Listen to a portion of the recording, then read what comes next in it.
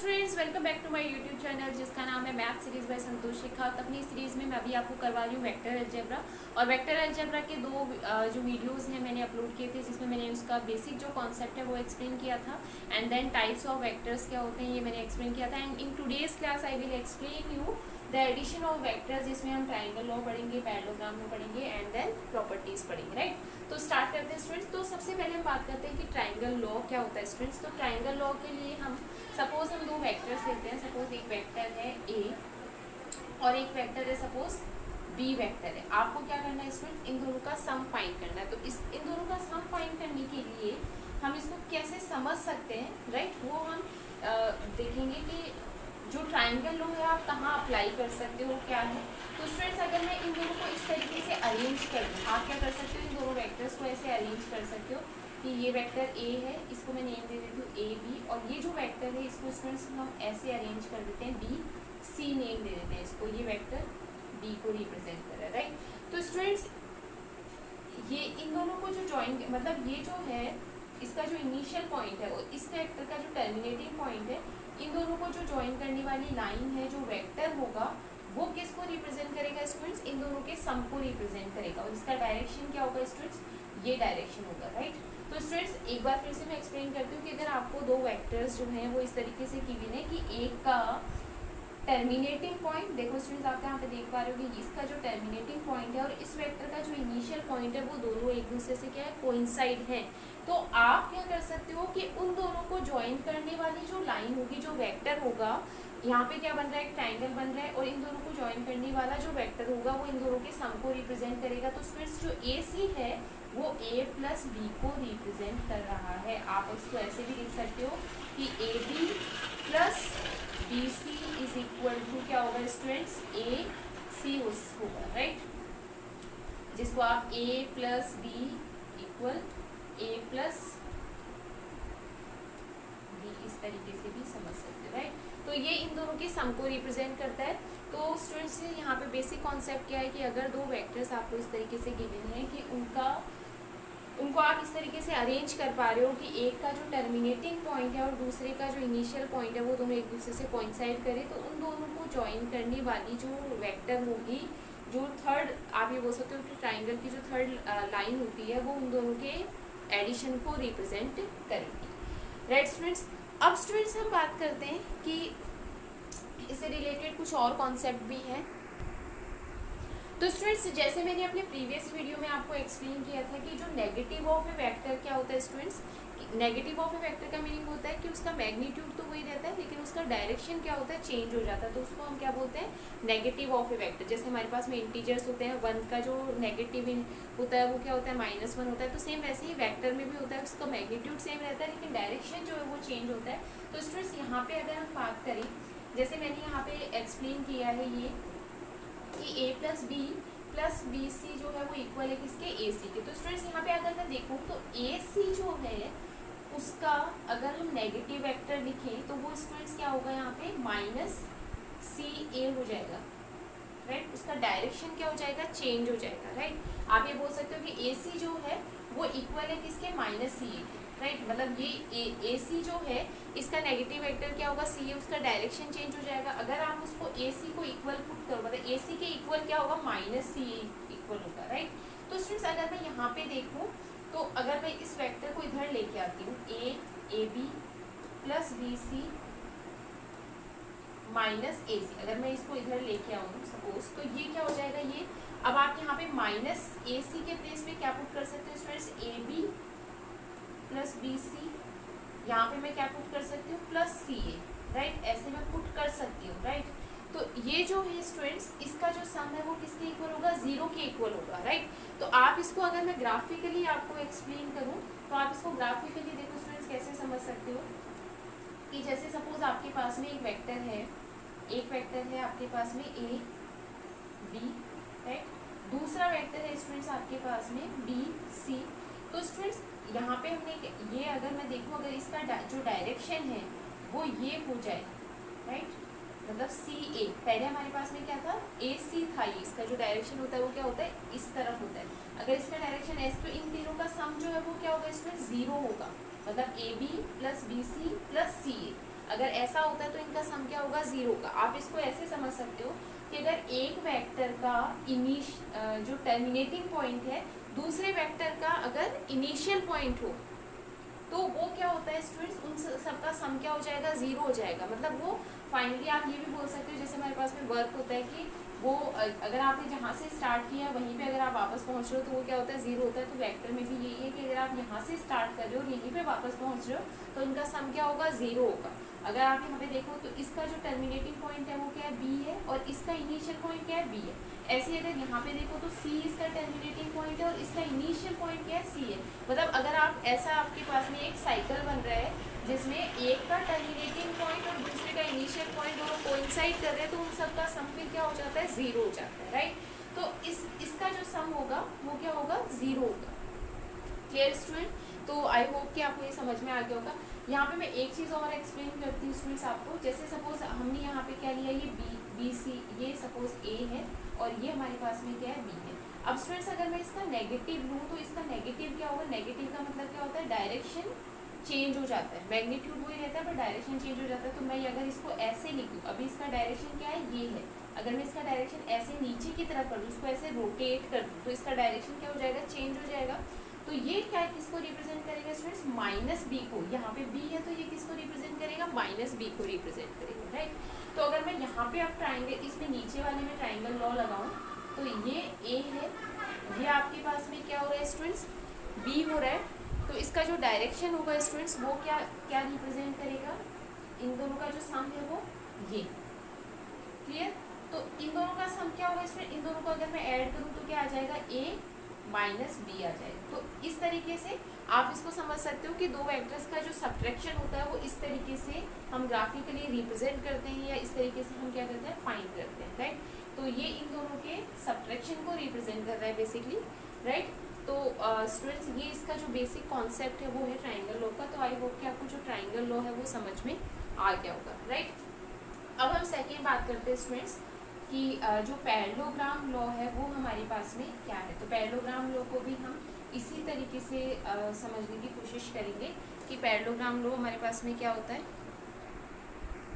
तो स्टूडेंट्स अभी हमने क्या देखा कि जो ट्राइंगल लॉ है वो कब एप्लीकेबल होता है, जब हमारे पास में दो वेक्टर्स इस तरीके से गिवन है कि एक का टर्मिनेटिंग पॉइंट और दूसरे का इनिशियल पॉइंट दोनों क्या होनी चाहिए, सेम होनी चाहिए। तब हम क्या कर सकते हैं, उसमें ट्राइंगल लॉ लगा सकते हैं, राइट। अब हम अगर देखें सपोज स्टूडेंट्स आपको दो वेक्टर्स जो हैं वो इस तरीके से गिवन है कि एक वेक्टर ये है सपोज और दूसरा वेक्टर आपको क्या गिवन है, सपोज ये गिवन है, राइट। तो स्टूडेंट्स यहाँ पे हमारे पास में क्या गिवन है कि एक वेक्टर, इन दोनों वेक्टर का जो इनिशियल पॉइंट है, अगर मैं इसको नेम दे दूँ ए बी और सी, तो यहाँ पे इन दोनों का जो इनिशियल पॉइंट है वो क्या है स्टूडेंट, सेम है, लेकिन दोनों का टर्मिनेटिंग पॉइंट जो है वो दोनों का क्या है, डिफरेंट है।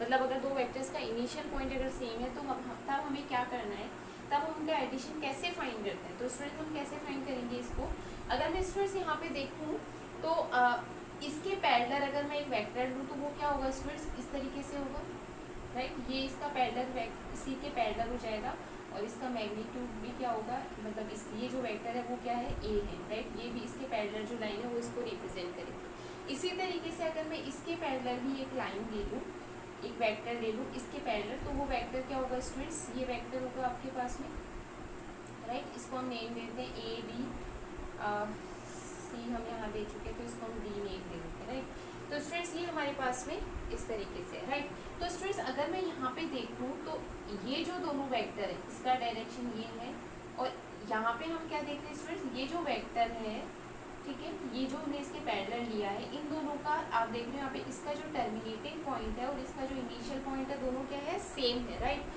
तो स्टूडेंट्स आप इन दोनों वेक्टर के लिए क्या कर सकते हो, ट्राइंगल लॉ लगा सकते हो। तो ट्राइंगल लॉ क्या कैसे लगेगा, ट्राइंगल लॉ इस तरीके से लगेगा स्टूडेंट्स, ये जो लाइन, ये जो वेक्टर होगा हमारे पास में जिसका डायरेक्शन क्या होगा स्टूडेंट्स, ये डायरेक्शन होगा, राइट। इन दोनों का जो डायरेक्शन है और इसका डायरेक्शन क्या होगा, ये होगा, राइट। तो ये जो वेक्टर है आप ये बोल सकते हो कि जो पैरेललोग्राम है उसका जो डायगोनल है वो किसको रिप्रेजेंट करेगा स्टूडेंट, उन दोनों के सम को रिप्रेजेंट करेगा, राइट। मतलब डायगोनल जो है दो वेक्टर के सम को रिप्रेजेंट करेगा, उसकी जो नॉन पैरेलल साइड्स होंगी उसको। तो ये अगर हम यहाँ पे हमने देखो स्टूडेंट्स ट्राइंगल लॉ ही लगाया है, ये वेक्टर है, ये इसका हमने पैरेलल ये ड्रॉ किया, इसके पैरेलल हमने ये ड्रॉ किया, तो ये जो दोनों वेक्टर्स हैं यहाँ पे देखो ट्राइंगल लॉ अप्लाई हो रहा है, क्योंकि इसका जो टर्मिनेटिंग पॉइंट और इनिशियल पॉइंट क्या है, सेम है। तो ये जो वेक्टर होगा इन दोनों को ज्वाइन करने वाला, ये इन दोनों के सम को रिप्रेजेंट करेगा। तो इसको मैं a प्लस बी लिख सकती हूँ, राइट।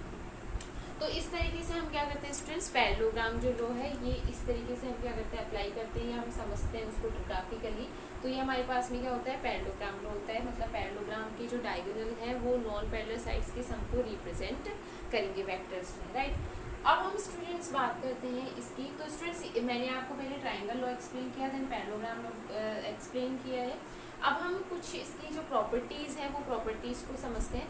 तो स्टूडेंट्स प्रॉपर्टीज़ क्या है, सबसे पहली प्रॉपर्टी ये स्टूडेंट्स की जो हमारे पास में सम एडिशन की प्रॉपर्टी होती है कि जो एडिशन है वो क्या होता है, क्लोज्ड होता है, तो राइट। तो यहाँ पे भी जो वेक्टर्स का जो एडिशन होता है वो भी क्या होता है स्टूडेंट्स, क्लोज नहीं, आप कम्यूटेटिव होता है, सॉरी कम्यूटेटिव की बात हम करेंगे। तो कम्यूटेटिव का मतलब क्या हुआ कि जैसे a प्लस बी है तो वो किसके इक्वल होगा, b प्लस ए के ही इक्वल होगा। आप इसको इस ये जो लॉ है उससे समझ सकते हो, यहाँ पे आप देख सकते हो ये चीज़ हो रही है। जैसे स्टूडेंट्स मैंने अगर बात की ए और बी, अगर स्टूडेंट्स मैं ये ट्राइंगल इस दोनों का सम क्या आ रहा है, ए प्लस बी आ रहा है, अगर मैं ये वाला ट्राइंगल लेती हूँ मतलब यहाँ पे क्या हो रहा है बी और ए, तो बी प्लस ए का जो सम है वो भी क्या आ रहा है स्टूडेंट्स, ए प्लस बी के ही इक्वल आ रहा है, राइट। तो यहाँ पे हम देख रहे हैं ये कम्यूटेटिव है, तो कम्यूटेटिव जो एडिशन ऑफ वेक्टर है वो क्या होता है स्टूडेंट्स, कम्यूटेटिव होता है। आप यहाँ पे इजीली देख पा रहे हैं इसको कि इस ट्राइंगल का सम और इसमें ये दोनों का सम जो है वो क्या आ रहा है, सेम आ रहा है। तो इसका मतलब वो क्या होता है, कम्यूटेटिव होता है, राइट। अब हम नेक्स्ट बात करते हैं स्टूडेंट्स एसोसिएटिव लॉ की, राइट। तो स्टूडेंट्स हम यहाँ पे जो नेक्स्ट प्रॉपर्टी है, जो एसोसिएटिव प्रॉपर्टी है, वो प्रॉपर्टी को हम कैसे समझेंगे स्टूडेंट्स। देखो स्टूडेंट्स मैंने यहाँ पे 3 वेक्टर्स लिए हैं, पी क्यू, क्यू आर और आर एस। अब यहाँ पे अब स्टूडेंट्स क्या देख रहे हैं कि एक का जो टर्मिनेटिंग पॉइंट है और दूसरे का जो इनिशियल पॉइंट है वो क्या है स्टूडेंट्स, सेम है। तो इसका मतलब हम क्या कर सकते हैं, यहाँ पे ट्राइंगल लॉ अप्लाई कर सकते हैं। अब हम देखेंगे कि ये जो ट्राइंगल लॉ होता है वो एसोसिएटिव होता है कि नहीं होता है, राइट। तो स्टूडेंट्स हम यहाँ पे मैंने डायग्राम जो है वो पहले ड्रॉ कर लिया ताकि ज़्यादा टाइम वेस्ट ना हो। तो स्टूडेंट्स यहाँ पे जैसे देखो, यहाँ पे मैंने क्या किया है कि ये जो पी क्यू है, राइट, और ये पी क्यू को रिप्रेजेंट कर रहा है, ये किसको, क्यू आर को रिप्रेजेंट कर रहा है, और ये आर एस को रिप्रेजेंट कर रहा है। तो अब स्टूडेंट्स अगर मैं यहाँ पे इन दोनों पे पहले ट्राइंगल लॉ लगाऊं, मतलब ये इसका ये और ये यहाँ पे, तो इन दोनों को ज्वाइन करने वाली ये जो लाइन, ये जो वेक्टर है स्टूडेंट्स, ये किसको रिप्रेजेंट करेगा। अगर हम यहाँ पे देखें तो यहाँ पे ये ट्राइंगल लॉ अप्लाई हो रहा है और ट्राइंगल लॉ के अकॉर्डिंग इसकी जो वैल्यू क्या आएगी स्टूडेंट, ए प्लस बी के इक्वल आएगी, राइट। यहाँ पे आप देख पा रहे हो इजीली, राइट। अब स्टूडेंट्स हम बात करें, ये आपने फाइंड कर लिया, इसका मतलब ये वाला जो हमारा जो वेक्टर है पी आर जो है वो किसको रिप्रेजेंट कर रहा है, ए प्लस बी को रिप्रेजेंट कर रहा है। अब हम क्या करते हैं स्टूडेंट्स, हमें क्या फाइंड करना है, इसको भी ऐड करना है। तो अब हम इन दोनों का सम करके देख लेते हैं। तो स्टूडेंट्स यहाँ पे अगर मैं यहाँ पे पहले देखते हैं ट्राइंगल लॉ लगा पा रहे हैं क्या, तो स्टूडेंट इसका डायरेक्शन ये है, इसका डायरेक्शन ये है, और इसका जो टर्मिनेटिंग पॉइंट और इसका इनिशियल पॉइंट सेम है। इसका मतलब इन दोनों को ज्वाइन करने वाली ये जो वेक्टर होगी वो इन दोनों के सम को रिप्रेजेंट करेगी। तो इन दोनों का अगर मैं सम करूँ तो ए प्लस बी, ये क्या है, ए प्लस बी प्लस सी, राइट। तो स्टूडेंट्स ये हमारे पास में आ गया। अब हम इसको दूसरे तरीके से करके देखते हैं, मतलब पहले इन दोनों को, पहले हमने क्या किया, इन दोनों को ऐड किया और फिर उन दोनों के सम में इसको ऐड किया। अब हम क्या करते हैं, इन दोनों को पहले ऐड करके देख लेते हैं। तो इन दोनों को अगर मैं पहले ऐड करूँ तो इन दोनों को ज्वाइन करने वाला वेक्टर क्या होगा स्टूडेंट, ये होगा जो किसको रिप्रेजेंट करेगा, बी प्लस सी को रिप्रेजेंट करेगा।